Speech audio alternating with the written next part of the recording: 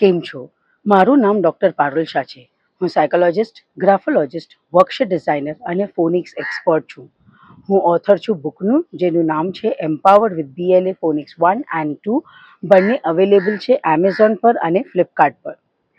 હું early education coach છું. આજે આપણે વાત કરીશું કે ગ્રામર ફોર્મલી ચાલુ કેવી રીતે થાય.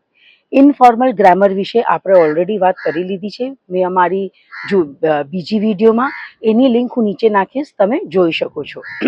અગર તમે મને હજી સબસ્ક્રાઈબ નથી કર્યું તો please subscribe me for more. હવે ફોર્મલ એજ્યુકેશન જ્યારે આપણે વાત કરીએ ગ્રામરનું, તો બધાને એમ થાય કે પ્રી પ્રાઇમરી એટલે ફોનિક્સ અને પ્રાઇમરી એટલે ગ્રામર, પણ એકચ્યુઅલમાં એવું નથી હોતું. અમે લોકો ઇંગ્લિશ એનરિચમેન્ટ પ્રોગ્રામ કરાવીએ છીએ, જેમાં અમે લોકો બધા એલિમેન્ટ્સ લેંગ્વેજના સાથે લઈ જઈએ, જેવી રીતે કે phonics, grammar, creative writing, comprehension, vocabulary અને સ્પેલિંગ. આ 6 જે એલિમેન્ટ છે ઇંગ્લિશ લેંગ્વેજના, એ અમે બધા સાથે લઈ જઈએ હર સ્ટાન્ડર્ડમાં. તો અમે ગ્રામર પણ જુનિયર KGથી ચાલુ કરી નાખીએ.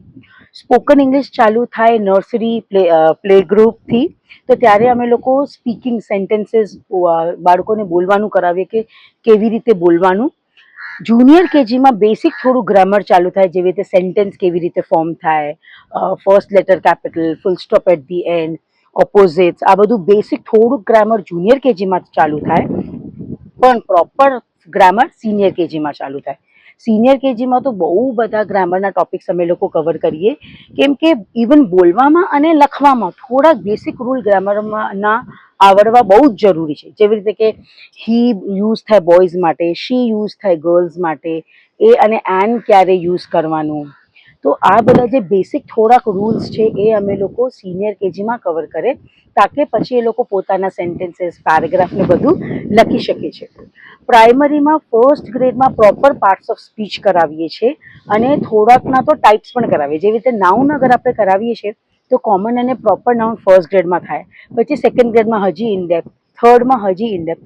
એવી રીતે એવરી ગ્રેડમાં ગ્રામરના ટોપિક્સ ઇનડેપ્થ થતા જાય.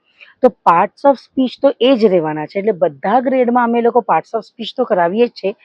ખાલી ફરક એટલું જ હોય કે હર ગ્રેડમાં ઇનડેપ્થ જાય, અને જેવી રીતે પ્લુરલ હોય તો રૂલ્સ એ જ છે, પણ જે વર્ડ્સ અમે લોકો લઈએ એ ડિફિકલ્ટવાળા વર્ડ્સ હાયર ગ્રેડમાં આવે. તો પ્લુરલ ટોપિક બધા જ ગ્રેડમાં હોય, પણ એનું ડેપ્થ, એનું કોન્સેપ્ટ એ બધા ગ્રેડનું અલગ અલગ હોય. તો આવી રીતે ગ્રામર પછી પ્રાઇમરીમાં ગ્રો થાય. સેકન્ડરીમાં ગ્રામરના હાયર ટોપિક્સ આવે, that is indirect direct speech, voice હોય, પેસિવ એક્ટિવ વોઇસ. તો એ બધા હાયર ટોપિક્સ ઓફ ગ્રામર એ સેકન્ડરીમાં આવે છે. આવી રીતે ગ્રામરનું ફોર્મલ એજ્યુકેશન અમે લોકો કરાવીએ છીએ. આના વિશે તમે હજી કંઈ માહિતી જોઈતી હોય તો તમે અહીંયા નીચે કમેન્ટ કરી શકો છો. Bye, take care.